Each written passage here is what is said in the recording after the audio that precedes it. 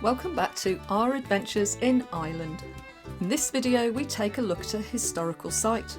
We unfortunately find another plane disaster. Do I finally manage to get my photo on the cliff? And we find a mystery building at our nighttime park up.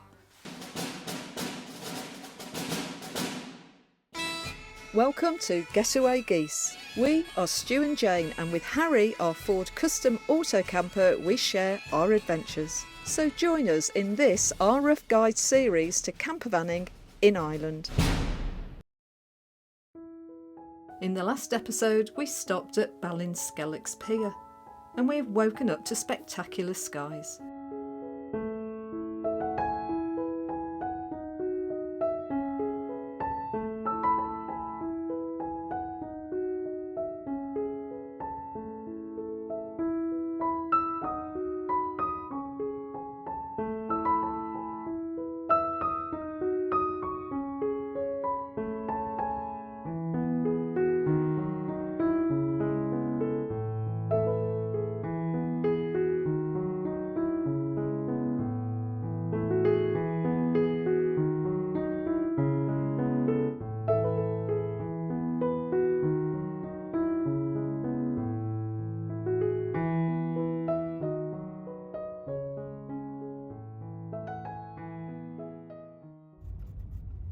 We're carrying on around the tip of the Ring of Kerry today, and hopefully we'll reach Valentia Island by the end of the day, which is located in the northern part of the peninsula, but I'm absolutely certain we'll find various points of interest along the way.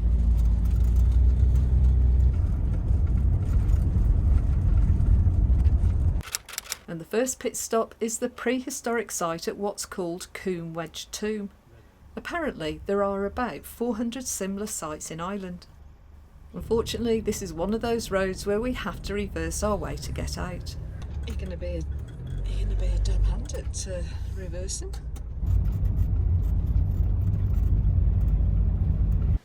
This viewpoint deserved a go.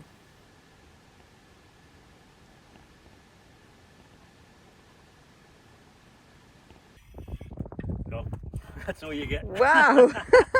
That was just enough time for us both to have a very quick look. Yeah, Harry's in the biggest puddle ever that I nearly trod into. I've got flip-flops on today. My van slippers, and unfortunately I got them so wet and now they've dried, they stink.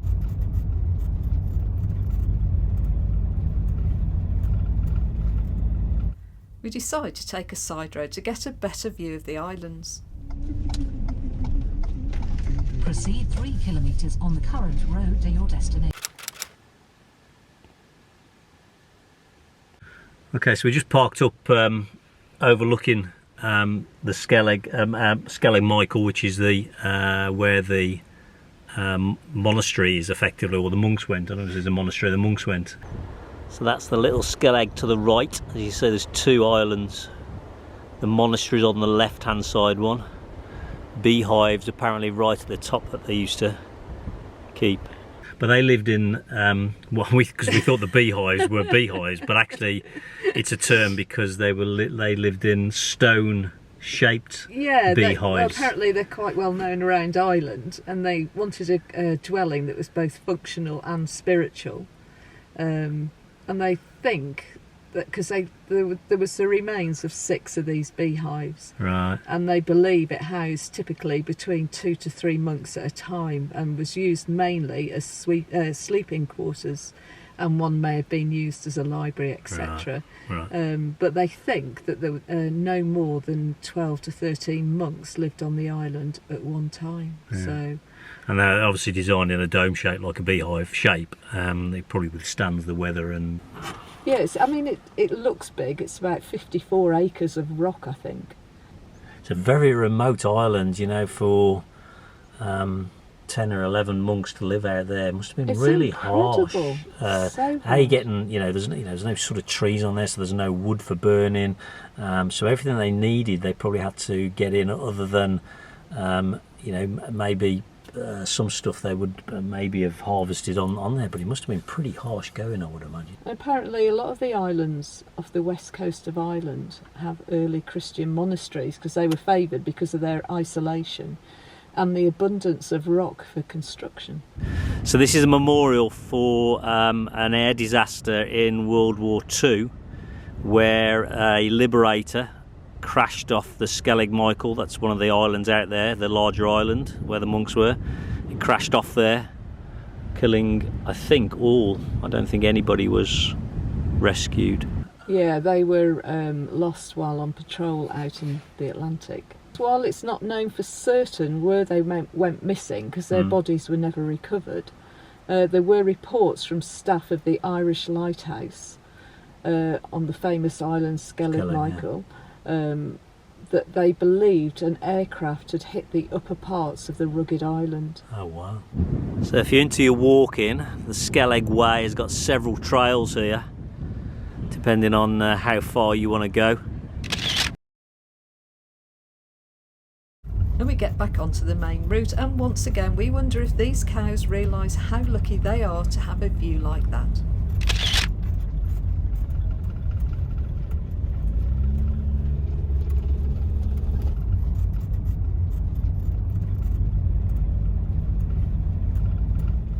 We pass St Finian's Bay, and as you can see, all the surfers are rolling up ready to go.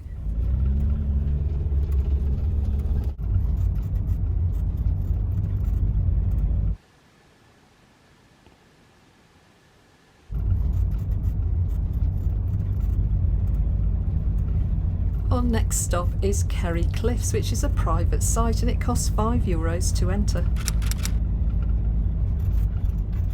And we rush to take pictures as the weather front is about to pass us. There's Jane at the top of the cliffs. I had to go back to the van because I wasn't sure if I locked it. That's the view backwards from the cliffs, back to Port Magee, Valentia Island.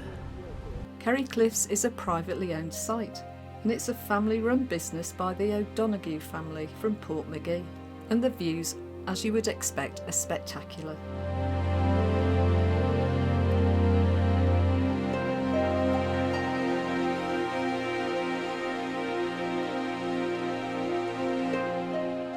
The spectacular sea cliffs have been a viewing point for generations, but it's only a few years ago that they developed the site with fencing, a car park, coffee shop and camping. But it closes over winter, and I think it opens around March. Apparently you can park up here. I think it's €15 a night, but they're shut for the season. I don't know why, because we would have paid the €15 probably for the night, maybe, I don't know.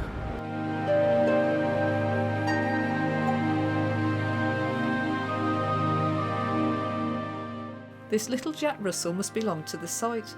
He didn't seem to be with anybody, and he seemed to know his way round. And he was out to do a bit of sightseeing from the looks of it. Now I'm trying to get shots of when the sun is out, as there are rain clouds in the air, but the site is larger than I think, so I end up running.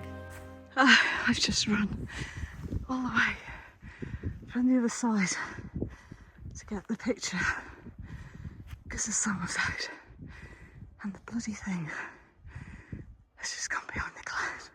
Oh, that's what I missed. It was in the sun. Anyway, that's what it looks like without the sun. But sun or no sun, it's definitely worth a visit. And we're lucky to see most of it before the rain came and soaked us.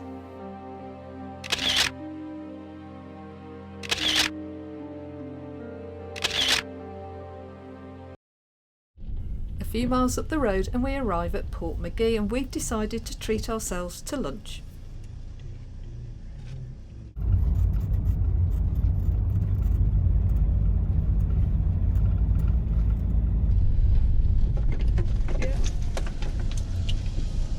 And we head back into the village and decide on the Moorings Bar. And it looks like Guinness pouring is a spectator sport. And the actor Mark Hamill of Star Wars fame was added to their marketing photographs. And we both enjoy a stacked burger and fries. And as we ate, we could see the fishing boats come in. And it looks like they need to do a bit of reshuffling in order to allow the red boat to moor up against the quay.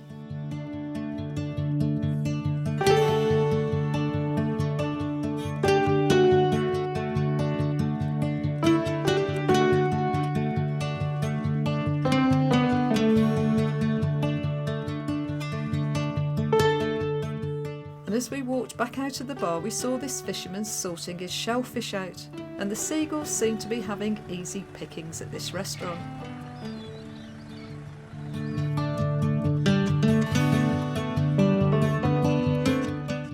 And it looks like this is the place where you get your boat trips to Skellig Michael, in good weather if it's on your to-do list. This was the ferry boat that was used up until 1970 when the bridge was completed to the island. And it's time for us to cross onto Valentia Island and find a park-up. And we've got a couple identified through the Park the Night app.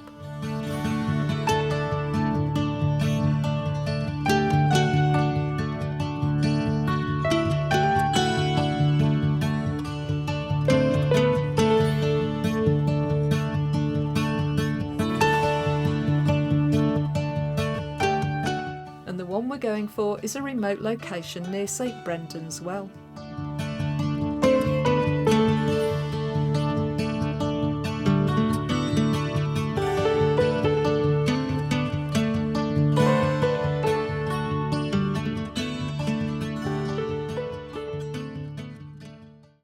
And it looks like someone has got here on these e-scooters, and I know if they become more legal to use, Stu would consider having one for the van.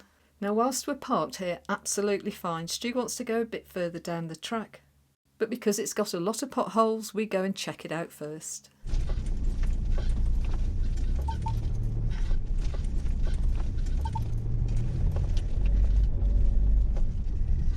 Hole.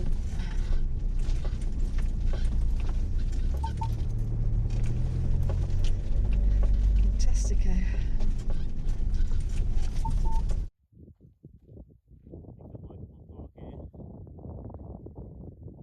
After a bit of manoeuvring, Stu is finally happy with the park-up.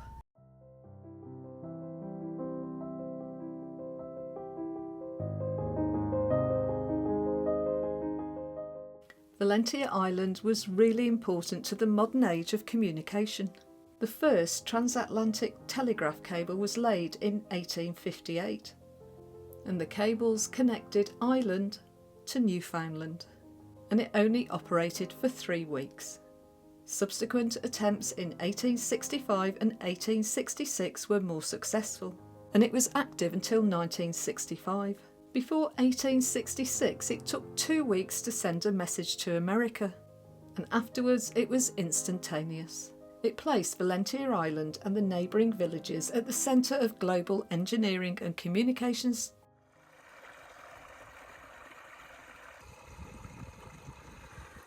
We see a few walkers and visitors to St Brendan's Well, where legend has it he sailed to the island and anointed 2 dying pagans.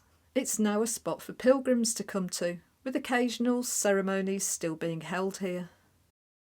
From a distance we saw this structure, and as ever, as Dora the Explorer, I wanted to know what it is. I somehow followed paths to the building, and I can't help feeling that I shouldn't be here, so apologies if that was the case.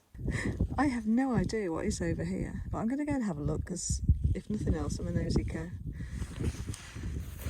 Well, the only thing I can say is that people have obviously been here before because there wouldn't be this walkway, but it's quite muddy. What the hell is that? Well, it's not another route from what I can see. I take it back, there's a road. God, I'm probably Southwest Security. It says strictly no admittance to unauthorised persons, and I'm not authorised, so I won't be going in. So after a bit of research, we think maybe it's some sort of air sampling facility.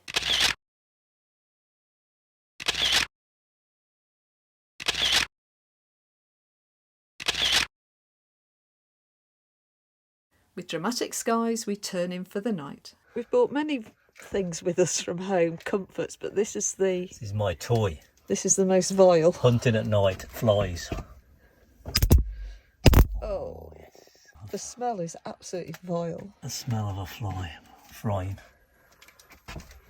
Where's he gone?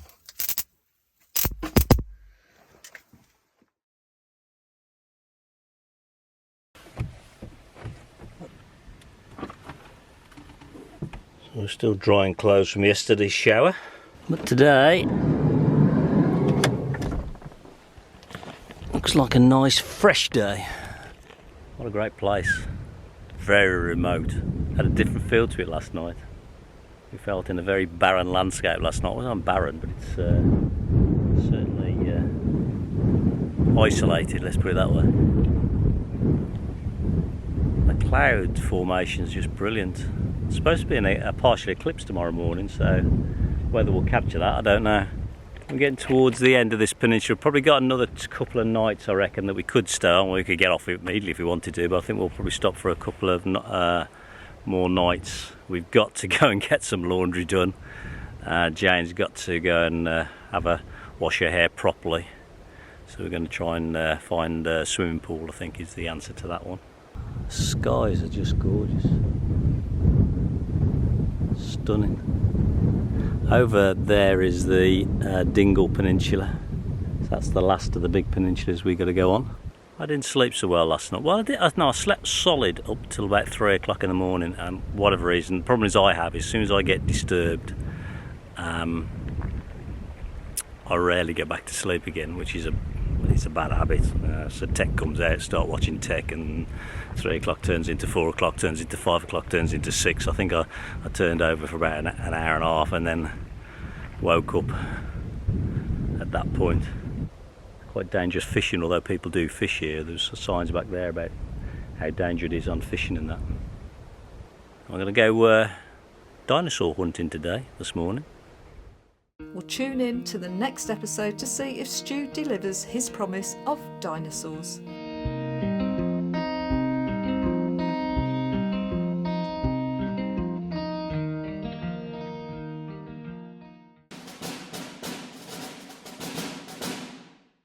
So thanks for watching, and if you enjoyed this video then help us grow the channel by subscribing, liking and commenting. And we'll hopefully see you in the next episode of Our Travels in Harry.